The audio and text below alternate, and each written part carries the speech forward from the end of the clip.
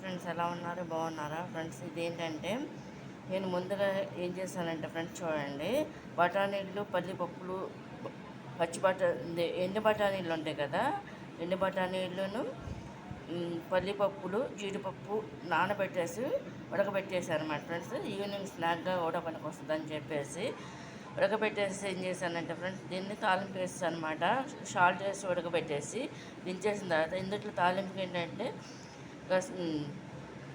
ఆవాలను, జీలకర్రను, ఎండుమిరకాయ అనమాట. కరివేపాకు అలాంటిది అయితే ఏమీ వేయలేదన్నమాట ఫ్రెండ్స్. ఓన్లీ సింపుల్గా వేస్తాను అనమాట ఫ్రెండ్స్. ఇది కనుక మీకు నచ్చినట్టు లైక్ చేయండి, షేర్ చేయండి, సబ్స్క్రైబ్ చేయండి.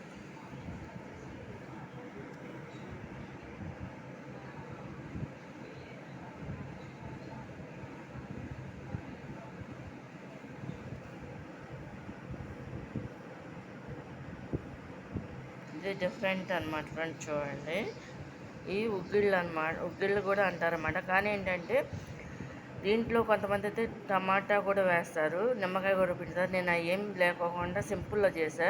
నెక్స్ట్ సారి చేసేటప్పుడు అదే విధంగా చేస్తాను అన్నమాట ఫ్రెండ్స్. చూడండి, ఇది కనుక మీకు నచ్చిన లైక్ చేయండి, షేర్ చేయండి, సబ్స్క్రైబ్ చేయండి ఫ్రెండ్స్. ఇది మామూలుగా అయితే పచ్చెనగలు కూడా వేస్తారు. నేను శనగ నా దగ్గర అయిపోయినాయి కాబట్టి ఫ్రెండ్స్, ఈ మూడు మాత్రమే వేసాను అనమాట.